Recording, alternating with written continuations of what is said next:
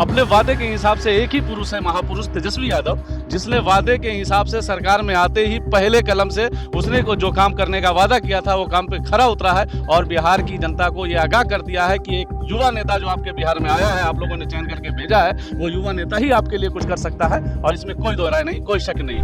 आपके सामने पूरे भारत की मैं राजनीति को रख देता हूँ कि जहाँ भी विपक्ष का नेता है, आखिर ये ईडी उसी के काम में क्यों नहीं? धर्म का चश्मा पहना दिया, लोग उसके समर्थन में आ जाते हैं। अब लोगों को समझना पड़ेगा, अगर हिंदुस्तान को बचाना है तो मतदान सही करना पड़ेगा।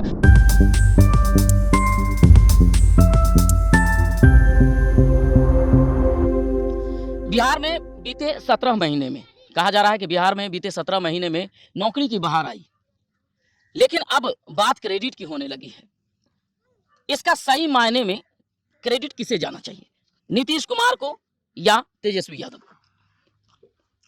बिहार में तकरीबन 17 वर्ष से नीतीश कुमार पलट के इधर जाता है, पलट के इधर आता है। ये बात तो पूरे बिहार नहीं, विश्व का बुद्धिजीवी लोग जानते हैं और राजनीतिक लोग भी जानते हैं। ये सिर्फ पलटी मारने में, कुर्सी में व्यस्त रहते हैं। लेकिन पिछले 17 महीना में जो है महागठबंधन के साथ इनको जो बीजेपी के लोग जब इनको खटिया खड़ा करना शुरू कर दिया, तब जाके ये फिर महागठबंधन में लालू जी के पास जाके झुके और लालू जी ने इनको शरण में लिया।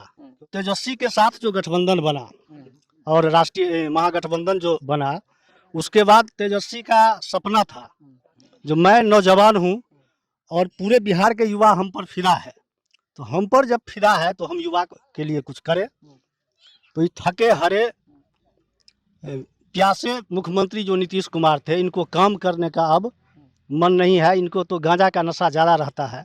तो उनको ये प्रेरित करके इनका जो तेजस्वी प्रसाद यादव का जो अपना चुनावी एजेंडा था, उस एजेंडा के तहत इनको महागठबंधन में लाया गया और कहा गया था जो हम अपने एजेंडा पर जो हम युवाओं को गछे हुए हैं 10 लाख नौकरी का, उस एजेंडा पर काम करेंगे। उसके बाद गठबंधन हुआ और उसी एजेंडा पर हमारे माननीय नेता, युवा दिल की धड़कन तेजस्वी प्रसाद ने जो है सो काम करना शुरू किए और मुख्यमंत्री को प्रेरित करके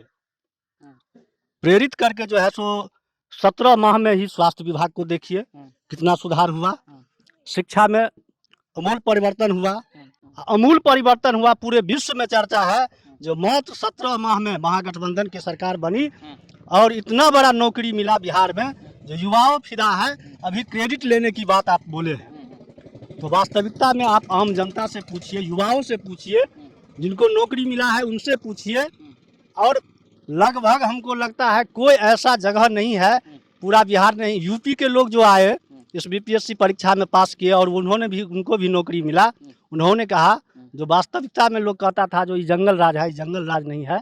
वास्तविकता में बिहार में उभरता हुआ तेजस्वी यादव के ही बदौलत हम लोग को नौकरी मिला है। क्या लग रहा है 17 महीने जिस प्रकार से बिहार में नौकरी की बहार आई, उसका क्रेडिट किसे मिलना चाहिए, नीतीश कुमार या तेजस्वी यादव? क्रेडिट के बारे में बिहार की जनता भली भाली बात ही जानती है कि कितने दिन से नीतीश कुमार की सरकार ये 9वीं टर्म में है, लेकिन विकास का काम जो पिछले 7 महीने में हुआ है, बेरोजगारों को जो नौकरियां दी गई है, टीचर जो एम्प्लॉय थे सबकी को नियुक्ति पत्र बांटा गया है। अपने वादे के हिसाब से एक ही पुरुष है, महापुरुष तेजस्वी यादव, जिसने वादे के हिसाब से सरकार में आते ही पहले कलम से उसने को जो काम करने का वादा किया था वो काम पे खरा उतरा है और बिहार की जनता को ये आगाह कर दिया है कि एक युवा नेता जो आपके बिहार में आया है, आप लोगों ने चयन करके भेजा है, वो युवा नेता ही आपके लिए कुछ कर सकता है और इसमें कोई दो राय नहीं, कोई शक नहीं। हम तो बस इतना कहेंगे कि फूल धागे से बुना हो तो एकता कहिए, उतार कर फेंक दो माला तो बिखरा पड़ा लगता है।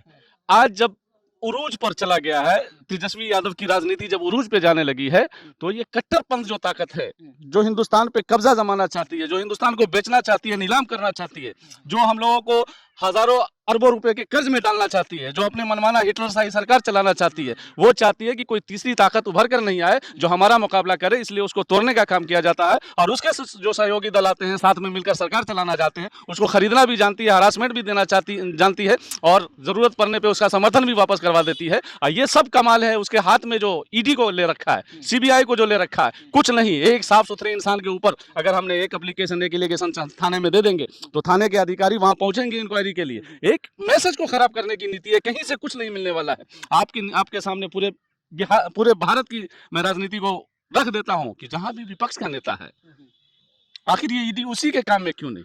हम भी लोग पढ़े लिखे इंसान हैं, हम लोगों ने भी स्कूल कॉलेज किया है, हम लोगों ने इतिहास की स्टडी की है। जब कांग्रेस की सरकार सेंट्रल में हुआ करती थी, वहां भी ईडी था, वहां भी सीबीआई था, आईएएस अधिकारी देश को चलाता है। आपने देखा होगा कांग्रेस की सरकार में जब इतिहास को पलटिएगा तो आपको पता चल जाएगा कि 17 मरतबा अगर विपक्षियों के घर पे छापा मारा गया है तो कम से कम 15 मरतबा जरूर हुआ है जो कांग्रेसी ने कांग्रेस नेता के घर पे छापा मरवाया। वहां इंसाफ और हक की बात हुआ करती थी। लेकिन आज विपक्षी क्यों सोचता है? क्या सारे चोर विपक्ष में है और आप दूध के धुले हुए हैं? हम कहते हैं एक एक बीजेपी नेता के घर पे छापा मारा जाए, एक बीजेपी का एक बच्चा भी ऐसा नहीं बचेगा जो हवालात के पीछे नहीं होगा।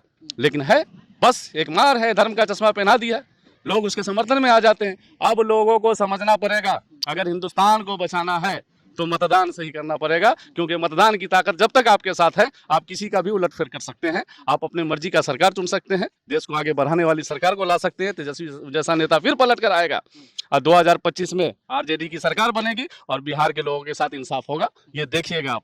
हम आपको बता दें कि इस समय दरभंगा के डाक बंगला पे हैं।